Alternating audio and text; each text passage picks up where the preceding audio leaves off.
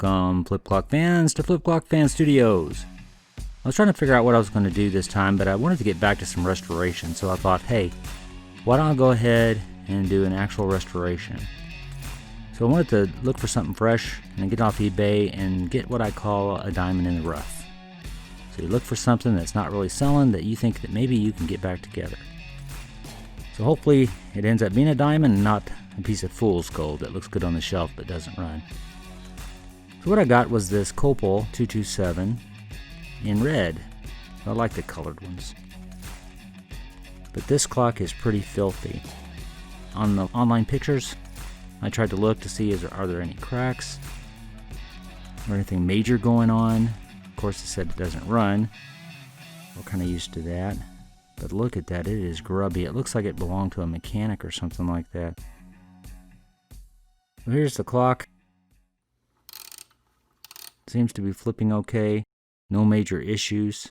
It's got wear. It's got little scratches here and there, but the face is pretty good. The whirligig's not turning. We got to address that.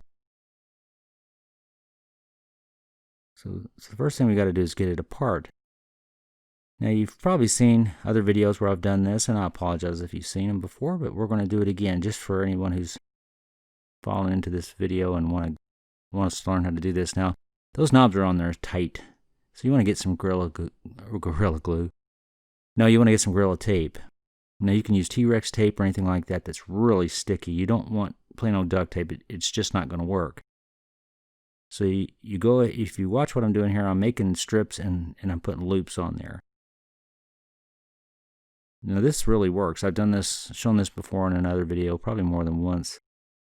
Because it's a good idea. There's a lot of people who will try to use a pry bar under there, a butter knife, or a blade, or a stick, or they use a pair of pliers. They try to cushion that. It's all a mistake. This is the way to do it. You're not going to mar your buttons. And get on there right the first time. Give it a good tug, and it came off. Now, see, I had to use a lot of force, but it's safe. Now, getting that tape off there is another thing. We'll do that. Getting it off my fingers is another thing.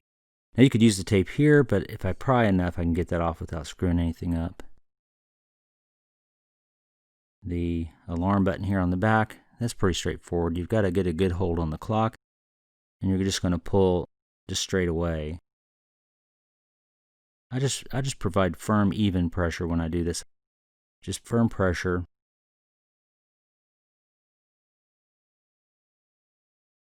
Now here's our 3 screws. The 2 on the bottom are for the mechanism, and the one on the back holds the 2 halves together. There, that's pretty tight.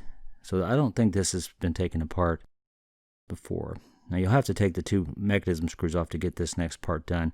And what I'm doing here is I'm trying to work it a little bit because it just seems like it almost feels like it's glued. I know it's not. It just hasn't been opened before. So what you got to do is right where my thumb is there, right over the label. You've got to push down on that part. And I'm trying to do it carefully so I don't crack the plastic. And I don't just clamshell it open from there. You've got to go back up to the top here. See, I'm trying to work it a little bit. But you've got to do the same thing and push down on the back piece to release those tabs there. Just take your time. Don't be in a hurry if you're doing this. You've got all the time in the world. You don't want to crack that thing. So it comes straight away. Looks fairly clean. The whirligig tape is in great shape. Looks brand new. I don't like it that the motor's spinning that freely. Whenever that happens, and you see it's not starting up. Whenever it spins that freely, that always points to something bad going on in the gear case. It should be gunked up. See, I can fix that with just some oil. Okay, we've got it running, but again, that's just strange. Something's not right. So we're going to look a little deeper into that and find out what's going on. I don't hold out much hope for that. So we're going to see if it actually flips. But while we're waiting for it to see if it's going to flip, we're looking here at this, how you get this apart. And gently just kind of lift it off there. Pry it up. Don't stick anything in there. Try to do that. This black piece, it just kind of pushes back into the clock to get that out. You see, this has been running for a while and it's still not moved, so it's the gear. It's something in the gearbox. We're going to investigate that so you can see what could be going wrong there. This is grimy, really, really grimy. But it's going to clean up good. You can tell there's no major scratches. So soap and water, I'm talking Dawn dishwashing liquid, it really works for these kind of things. It rinses clean. This thing is going to be a booger. Otherwise, everything's okay. Got a good bulb. Mechanically, it's working, but it's not even budging. You can see. So I've got that plastic case off here that's like a dust cover, and it cracks. That's brittle from the years. It's not going to come off easy. People ask me how to get that off. I say, well, break it off. Look in here. Look at that. It looks like somebody's got in there and had a fight with, or a duel with disintegrating pistols or something. And brother, when it disintegrates, it disintegrates. Well, what do you know? It's disintegrated. What a mess. It just makes you wonder what they made those out of, and why is there only a couple that do that? It seems like there's always a couple in there. So what's the solution? Well, we're going to sacrifice another Copal 227. This is the wood grain version.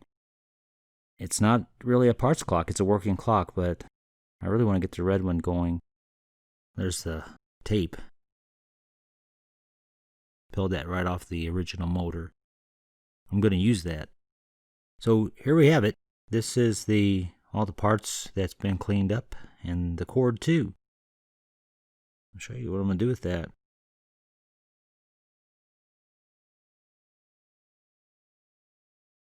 So this is the tape that I'm going to replace that one with. I really am. The tape just looks too good.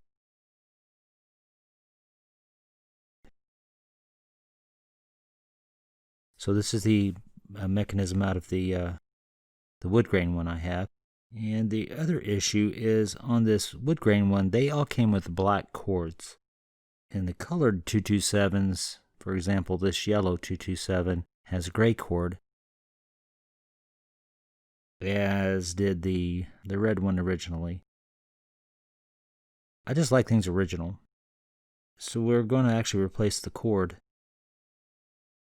They seem kind of silly, but that's the way I like it. And to do that, I think what I'm going to do is I'm going to splice the cord in up here. Instead of going after those wire nuts there, there's just too much going on there. I think it's going to be a better repair if I just get this cord. I've got to loosen this. This is a little plastic nut that holds the cord. You've got to squeeze the tab there and then push it back through. Now look here, what I've done, this is the motor that we're going to put back in the clock, and I cannot get that tape to peel off. It just wouldn't peel off.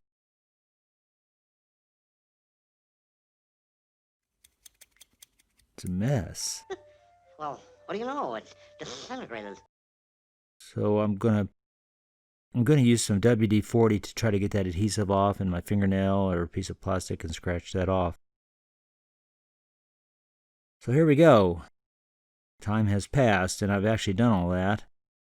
And I've put the new tape on there, which looks really good. And there you see my repair where I've spliced it. I went ahead and soldered that and then used shrink wrap to make more of a low profile so everything fits in there nice and snug and out of the way. Everything went back together just as planned. The light's working really good. The motor, that's how the motor should work. You touch them and release, they start right up. I did oil it. It didn't probably need it, but since I had it apart, why not just oil it up? Here it is. We've got it back together. This looks a little different. Okay, it looks a lot different. It looks really good, really, if I say so myself. There's scratches on there that was hiding underneath all that grime. But that's just vintage look. I'm not going to polish that off.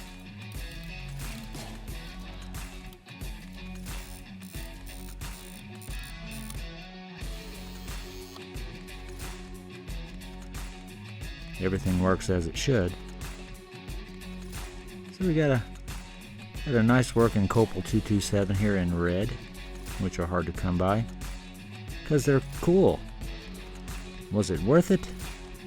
Was this really a diamond in the rough? Well, you kept me busy, that's for sure, and it turned out good, but I did wreck a clock to get another one working. So is it a diamond?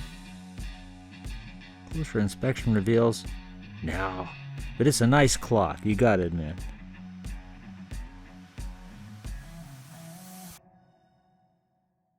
Thanks for taking the time.